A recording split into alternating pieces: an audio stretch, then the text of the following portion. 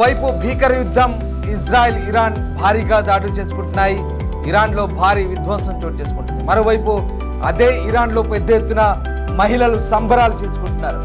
ఏంటి నేను చెప్పేది కాస్త ఆశ్చర్యంగా ఉందా? అవును, కానీ ఇది నిజమే. హిజాబ్లు గాల్లోకి విసేస్తూ యువతులు సెలబ్రేషన్స్ చేసుకుంటున్నారు.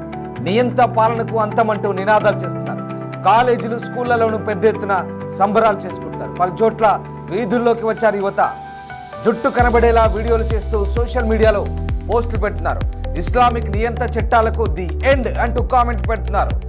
ఇరాన్ పాలకులపై అక్కడి ప్రజల్లో ఉన్న వ్యతిరేకతకు ఈ సంబరాల నిదర్శనం అంటూ పలువురు చెప్తున్నారు. ఇరాన్లో హిజాబ్ ధరించడం తప్పనిసరి.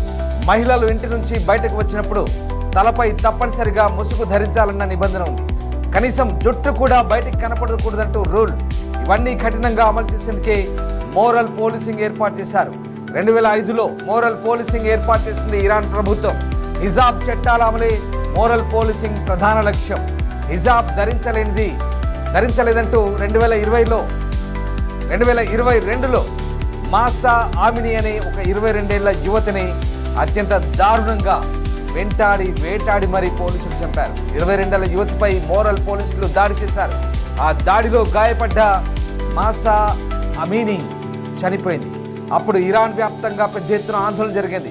కేవలం ఇరాన్ వ్యాప్తంగానే కాదు, అది ప్రపంచవ్యాప్తంగా ఐక్యరాజ్య సమితి సాధారణ సభలు, జనరల్ అసెంబ్లీలో కూడా అదొక చర్చగా మారింది. దాదాపు 2 నెలల పాటు ఇరాన్ అట్టుడికింది. ఆ తర్వాత మోరల్ పోలీసింగ్ వ్యవస్థను ఇరాన్ రద్దు చేసిన పరిస్థితి.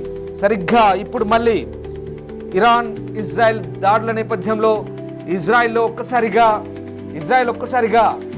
Iran supreme leader Ayatollah Ali ఖమేనీకి ఇక అతని అంతమొందించడమే లక్ష్యంగా పనిచేస్తోంది. మరోవైపు ఖమేనీ ఇంటి దగ్గర కూడా భారీగా బాంబింగ్ జరిగింది. ఇంతకీ ఖమేనీ బతికే ఉన్నాడా లేదా అనే సందేహాలు కూడా వెల్లువెత్తిన నేపథ్యంలో ఇప్పుడు ఖమేనీ లొంగిపోవాలి లేదంటే చనిపోవాలంటూ ఇటు డొనాల్డ్ ట్రంప్ హెచ్చరికలు కూడా జారీ చేసిన నేపథ్యంలో ఇక నియంత పాలన పోయిందంటూ ఇరాన్లోనే చాలా మంది సంబరాలు చేసుకుంటారు.